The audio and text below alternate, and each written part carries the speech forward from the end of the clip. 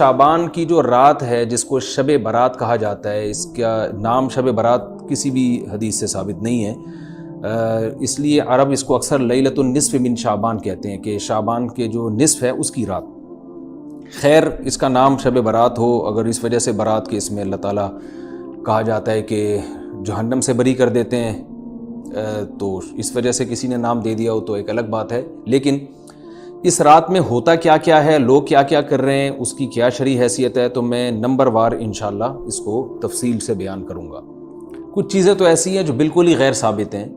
ان میں اس رات میں مٹھائی، حلوہ یا مختلف قسم کے حلوے پکا کے لوگوں میں بانٹنا، اور اس رات میں نہا دھو کے تیار ہونا، یہ اچھے کپڑے پہننا، ان دو چیزوں کو پہلے میں انشاءاللہ بیان کروں گا۔ دیکھیے اسلام میں راتوں کے تہوار کا کوئی تصور نہیں ہے۔ اسلام میں جتنے بھی تہوار ہیں وہ دن کی روشنی میں ہیں۔ عید الفطر، عید الاضحیٰ، یہ ہمارے دو تہوار ہیں جس میں ہم سیلیبریٹ کرتے ہیں ایک دوسرے کو، یہ دن کی روشنی میں ہمیں بتائے گئے ہیں۔ غیر مسلموں کے تہوار رات کو ہوتے ہیں، جیسے عیسائیوں کے تہوار کرسمس آپ دیکھیں رات کو ہوتا ہے، تو اس کی وجہ یہ ہے کہ اسلام نے دن کی روشنی میں تہوار رکھے ہیں۔ بہت ساری حکمتیں اس میں ہو سکتی ہیں، پوری حکمتیں تو ہم نہیں جانتے، لیکن کچھ سرسری غور سے کچھ حکمتیں ہمارے سامنے آتی ہیں کہ رات کا وقت ایسی چیز ہے جو اللہ نے عبادت کے لیے بنایا یا آرام کرنے کے لیے، سونے کے لیے بنایا۔ رات میں اگر آپ سیلیبریٹ کریں گے کسی بھی عمل، یعنی کوئی خوشی منائیں گے، تو اس میں انسان کی گناہوں کی طرف توجہ زیادہ جاتی ہے۔ جیسے آپ دیکھیں کرسمس میں شرابیں پی جاتی ہیں، اور جو بھی غیر مسلموں کے تہوار ہیں اس میں بھی چراغاں ہوتا ہے رات کے وقت، تو جبکہ ہمارے ہاں جو عید الفطر ہے وہ دن کی روشنی میں ہم نماز پڑھ کے اس کی ابتدا کرتے ہیں۔ تو آپ کہہ سکتے ہیں کہ شب برات کو کوئی تہوار تو نہیں مانتا، تو دیکھیں تہوار زبان سے ماننا ضروری نہیں ہے، آپ اپنے عمل سے جب کوئی ایسا کام کرتے ہیں جو تہواروں میں کیا جاتا ہے تو اس کا مطلب یہ ہوا کہ آپ اس کو تہوار مان رہے ہیں، یعنی آپ اس کو ایک خوشی کا دن مان رہے ہیں۔ تو نہانا دھونا یا کھانے پکا کے لوگوں میں تقسیم کرنا یا خود کھانا، اور خاص طور پہ حلوہ یعنی میٹھا، یہ چیزیں تہواروں کے موقع پر ہوتی ہیں۔ جیسے ہم عید الفطر والے دن صبح سوئیاں بناتے ہیں، میٹھا بناتے ہیں، کھاتے ہیں، لوگوں کو کھلاتے ہیں، نہاتے ہیں، اچھے کپڑے پہنتے ہیں۔ جمعے والے دن بھی، جمعے میں بھی عید کا عنصر ہے حدیث میں، اس کو بھی عید قرار دیا، اس دن بھی ہم نہا دھو کے کپڑے پہنتے ہیں۔ تو جو لوگ 15 شعبان کی رات کو نہاتے دھوتے ہیں، اسپیشلی اس رات کو کہ بھئی آج کوئی تہوار ہے یا آج کوئی خوشی کا دن ہے، اور مٹھائیاں کھاتے ہیں یا حلوے پکاتے ہیں، تو وہ زبان سے اس کو تہوار نہ بھی کہیں، اپنے عمل سے یہ بتاتے ہیں کہ یہ تہوار ہے، جبکہ یہ تہوار نہیں ہے۔ اسلام میں کوئی اس کی ایک ضعیف روایت بھی نہیں ہے کہ آپ صلی اللہ علیہ وسلم نے، میرے علم میں نہیں ہے کم از کم، ہو سکتا ہے کوئی موضوع من گھڑت روایت موجود ہو جس میں کوئی کہیں بھی نہیں ہے کہ آپ صلی اللہ علیہ وسلم نے اس رات کو ہمیں نہانے کا حکم دیا ہو، یا اچھے کپڑے پہننے کا حکم دیا ہو، یا کھانے پینے کا یا حلوے کھلانے کا، ہمیں حلوے مانڈے کا ہمیں حکم دیا ہو۔ تو اللہ کا واسطہ یہ بدعت ہے، اس کو ختم کریں اپنے معاشرے سے۔ اور اسلام میں تہوار کا ٹائم دن میں ہوتا ہے۔ عید الفطر، عید الاضحیٰ ہے جس میں ہم دن میں قربانی کرتے ہیں اور کھاتے ہیں، پیتے ہیں، نہاتے ہیں، دھوتے ہیں۔ راتوں کے یہ کام نہیں ہے، رات کو آپ سوئیں یا عبادت کریں۔ تو ایک چیز تو یہ تھی جو میں بتانا چاہ رہا تھا۔ دوسری چیز، اس رات کو قبرستان جانا۔ دیکھیے اس بارے میں حدیث پیش کی جاتی ہے، مشہور حدیث ہے، لوگ سنتے رہتے ہیں کہ نبی صلی اللہ علیہ وسلم رات کو اٹھے اور امی عائشہ رضی اللہ تعالیٰ عنہ بھی آپ کے پیچھے چلی گئیں، اور آپ صلی اللہ علیہ وسلم جنت البقیع میں مغفرت کی دعا مانگ کے تشریف لے آئے واپس۔ تو یہ حدیث انتہائی درجے کی ضعیف حدیث ہے، اور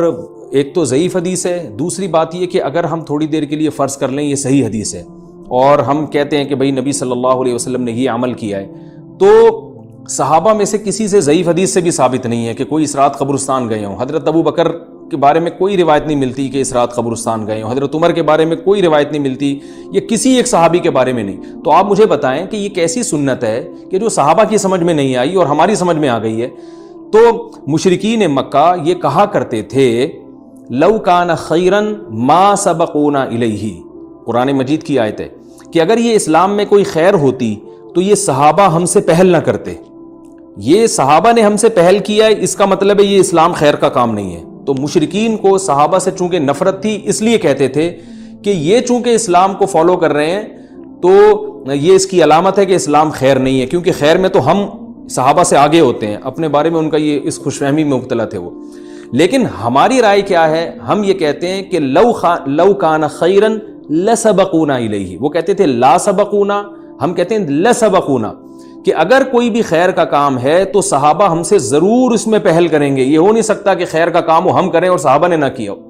تو اسی طرح میں یہ عرض کرتا ہوں کہ دیکھیں اگر قبرستان جانا اس رات میں سنت عمل ہوتا تو صحابہ یقیناً جایا کرتے، کوئی ایک صحابی تو گیا ہو، یہ کیسی بات ہے جو صحابہ کی سمجھ میں نہیں آئی اور ہماری سمجھ میں آ رہی اور ہم قبرستان جا رہے ہیں اس رات کو۔ چلیں اگلا اسٹیپ تھوڑی دیر کے لیے فرض کر لیتے ہیں